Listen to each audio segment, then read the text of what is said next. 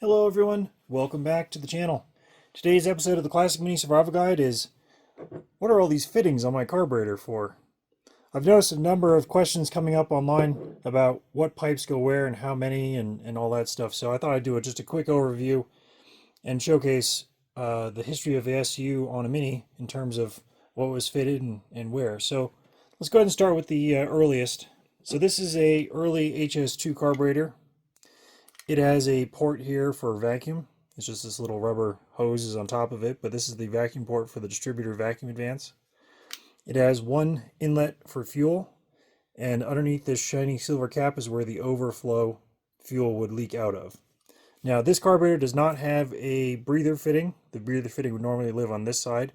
So this is intended for maybe like a Morris Minor or something where they had the air filter housings and the breather pipes connected to it, but vacuum and fuel.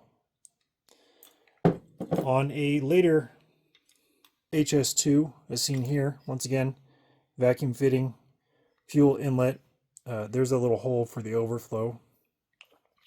This HS2 does have the breather pipe, so this would be connected up to your crankcase breather system. So this is a later HS2 design. Moving on to the HS4, we now have a vacuum and a breather.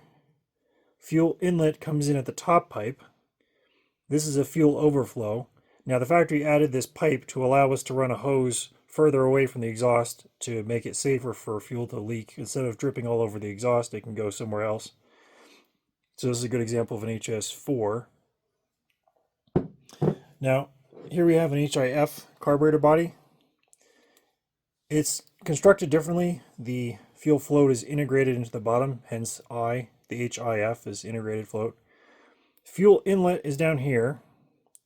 Fuel overflow is way up here. Now, it's very important you do not connect your main fuel supply to this pipe because fuel will come in here, go down here, fill up the body of the carburetor until it leaks out of the jet and then into your engine. So always hook up your fuel line here because this is the fuel inlet. This is the overflow.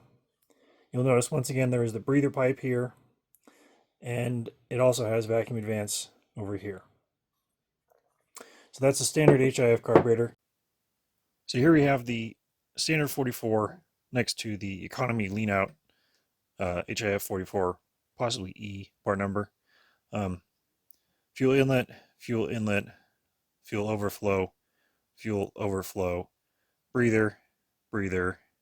But you'll notice this carb has two additional ports, one here as well as one up here.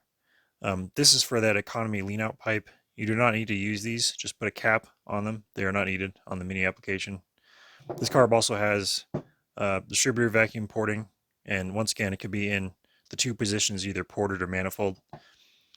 But there you go, there's the two HIF carbs that you commonly see side by side. So that's your quick overview of all the carburetors. Like I said, do not mix up the fuel inlet, which is down here, with the fuel overflow on the HIF carburetor. Otherwise, fuel will just go straight into the engine and ruin it. Hopefully that helped you guys. I know it was a pretty quick video, but I just want to make sure it's out there for people to find. And if they have any questions, just put them in the comments below. So thanks for watching. I'll see you guys soon.